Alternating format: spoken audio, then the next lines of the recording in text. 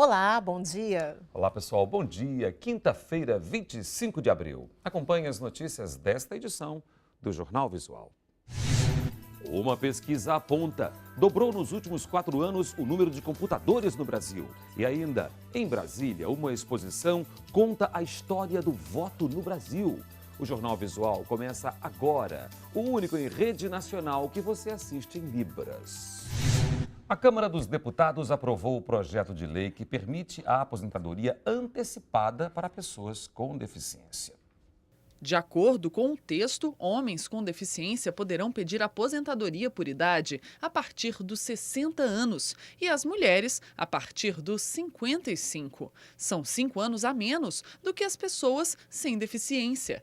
Mas os trabalhadores precisam ter pelo menos 15 anos de contribuição ao INSS. Mudam também as regras para a aposentadoria por tempo de serviço.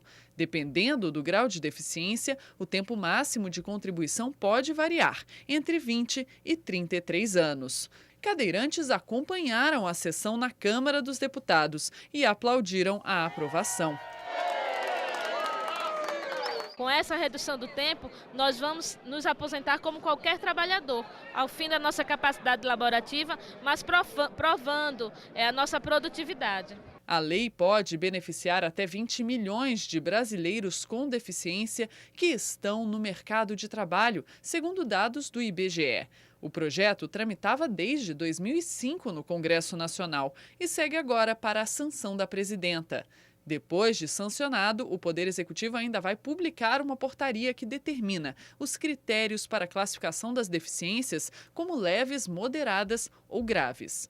Na hora da aposentadoria, o trabalhador vai passar por uma perícia para determinar em qual situação ele se enquadra.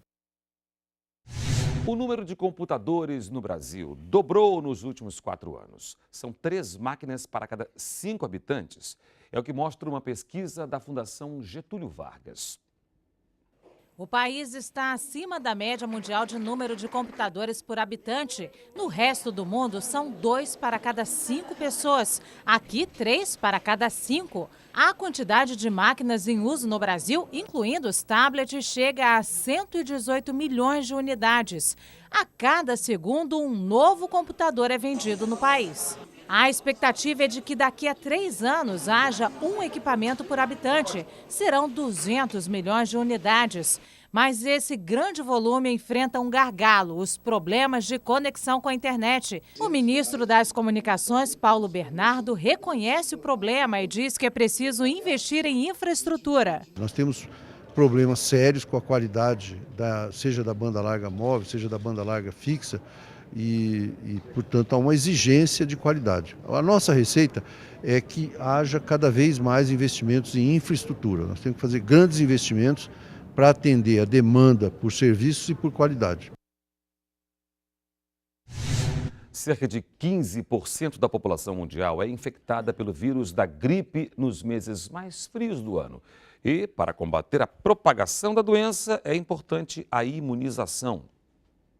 Todos os anos, Jaime era infectado pelo vírus da gripe. Segundo ele, a doença aparecia sempre na mesma época. Normalmente no inverno, né? Ataca mais no inverno.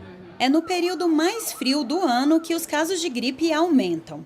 Esse médico explica que a campanha de vacinação é realizada em abril exatamente porque o mês antecede o inverno. Quando existe baixa temperatura, as pessoas fecham as janelas, existe maior aglomeração. Isso facilita bastante a transmissão. Até 15% da população mundial é infectada pelo vírus da gripe, ou seja, quase 1 bilhão de pessoas.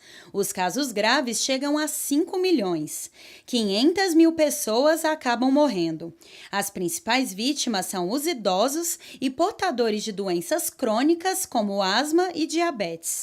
Para reduzir a propagação do vírus influenza, a vacinação tem papel fundamental e para aumentar a eficácia da imunização é preciso vacinar principalmente idosos e crianças menores de 2 anos. Pela imaturidade da resposta imunológica do bebê e o idoso, temos a senescência, né? Então ele também vai tendo um comprometimento da sua resposta imunológica. São grupos com maior risco de, uma vez se infectarem pelo vírus influenza, evoluírem com complicações. Já as crianças em idade escolar, entre 5 e 14 anos, são as principais transmissoras. O Ministério da Saúde ainda não oferece vacina a essa faixa etária, mas outras medidas podem ser tomadas para a prevenção. Ao chegar em casa, ao trabalho, lavar as mãos, quer com água e sabão ou com álcool gel, ao espirrar ou tossir, né, cobrir o nariz e a boca, né, ou com lenço, ou, né, cobrir completamente. Então, essas medidas são muito importantes.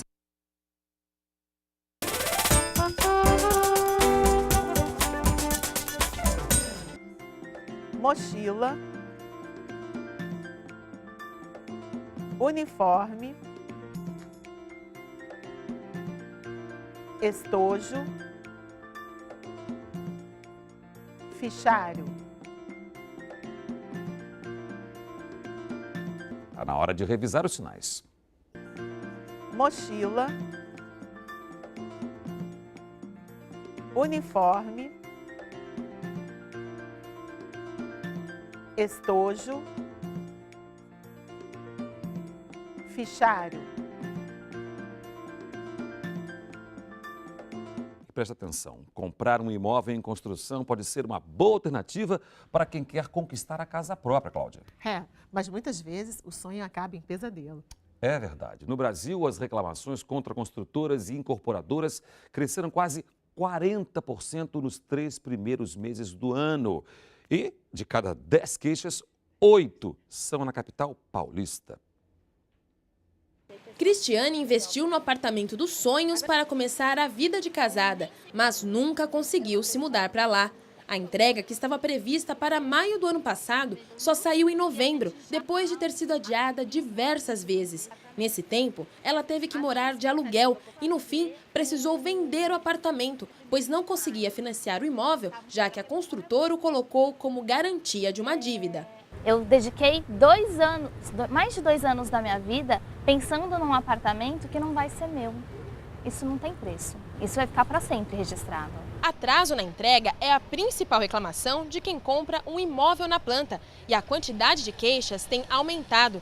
No primeiro trimestre deste ano, a Associação Nacional dos Mutuários registrou 125 reclamações por mês em todo o Brasil, 38% a mais do que no mesmo período do ano passado. Ele não tem mão de obra suficiente para determinado empreendimento, faz um rodízio de operários dentro de vários empreendimentos ao mesmo tempo. Isso, evidentemente, atrasa a obra. Outras queixas incluem defeitos de projeto e execução, acabamento defeituoso ou com materiais de qualidade inferior ao prometido e cobrança ilegal de juros antes de a construção ter sido finalizada. O PROCON recomenda procurar primeiro a construtora. Se o problema não for solucionado, é possível acionar o órgão de defesa do consumidor e tentar um acordo amigável. Em último caso, cabe ação judicial. Para tentar evitar transtornos, é preciso se precaver antes de comprar um imóvel. Verifique junto aos órgãos de defesa do consumidor se a empresa tem reclamações dessa ordem, se ela resolveu esses problemas. Converse com moradores, com o síndico de empreendimentos dessa empresa para verificar quais foram os problemas e como eles foram equacionados, como é que eles foram solucionados e se foram definitivamente solucionados. Uma exposição na sede do Tribunal Superior Eleitoral, o TSE, em Brasília, conta a história do voto no Brasil. Fotos e também urnas de votação ajudam a mostrar os partidos extintos pelo golpe militar e grupos excluídos do direito de votar e participar do processo político nacional.